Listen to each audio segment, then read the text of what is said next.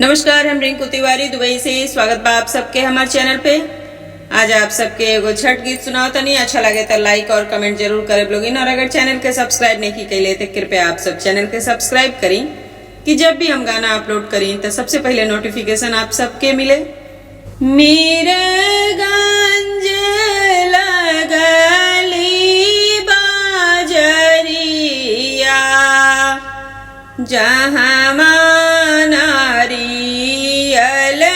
बिकाय, गोरखपुरा लगली बाजरिया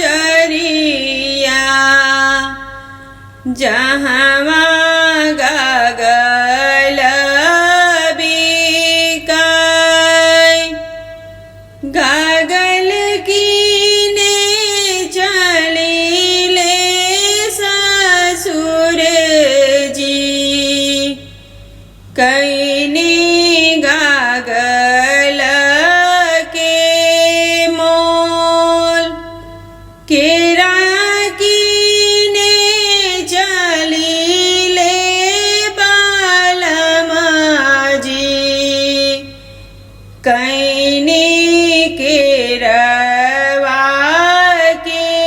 मोल, नारियल कीने चली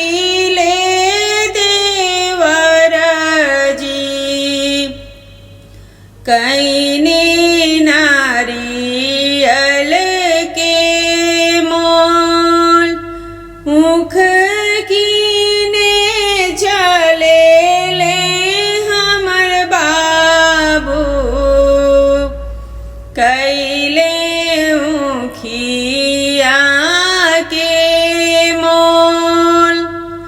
किनियोनी बान्हले मोटरिया, धैनी बाँस के चांगेल, किनियोनी बान्हनी मोटरिया, धैनी बाँस के चांगेल, लाई के चांगेलिया जे धाइनी, वे आंगनवा के बीच, फल के